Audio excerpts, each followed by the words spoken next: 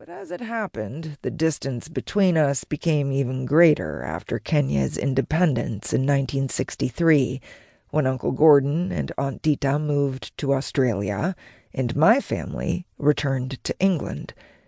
Not until many years after my uncle's death, and almost 50 years after I first raised the question with my mother, did I return to the subject and ask her to tell me the story again in as much detail as possible. Although her memory was patchy, I was enthralled by what she was able to recall, and recognized immediately that the boyhood account fell far short of capturing the real drama of what had taken place. I was also intrigued by how easily my aunt appeared to have been accepted by a family who had every reason to dislike the Germans, and not just because Uncle Gordon had been their prisoner for almost 5 years. My mother had nursed RAF casualties during the war and hated what she saw, and one of her sisters, who was married to a Dutchman, had endured the occupation of Holland and been reduced to feeding her family tulip bulbs to keep them alive.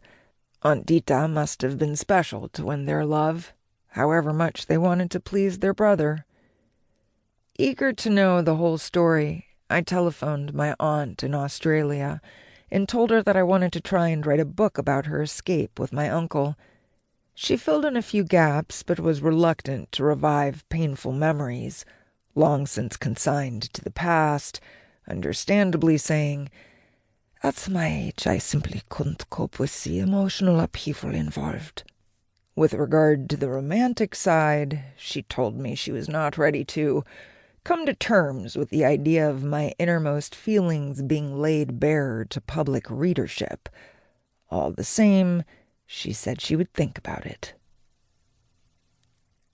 Almost a year went by while I started to research what I could from public records, trawling thousands of escape and evasion and POW liberation reports held at the National Archives at Kew in West London. Slowly I started to piece together the facts. What emerged was that my uncle was one of a group of 23 airmen who escaped in January 1945 after their prison camp in a remote corner of Upper Silesia in the extreme east of Germany was evacuated before being overrun by the Russians in the depth of one of the coldest winters in living memory. Despite an SS manhunt, they evaded recapture for 2 weeks until the Russians arrived, and they undoubtedly owed their lives to the selfless courage of the village Roman Catholic priest, as well as my aunt and her family, who provided much-needed medicine and food as well as arranging to hide them. Yet the extraordinary saga of their successful escape and subsequent harrowing journey across Poland and the Ukraine to the Black Sea port of Odessa and back to England has never been told. Although the 23 rank as the largest single group of escaped POWs to make it home from Germany before the end of the war, officially only 2 of them were ever credited with escaping, and my uncle was not one of them. Even worse, I was shocked to discover that apart from not being acknowledged as an escaper, he was on an MI9 list of suspected collaborators.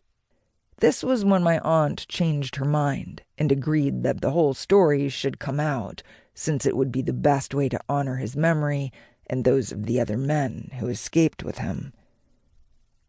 This is the true account of what took place, based on my aunt's vivid recollection of the events,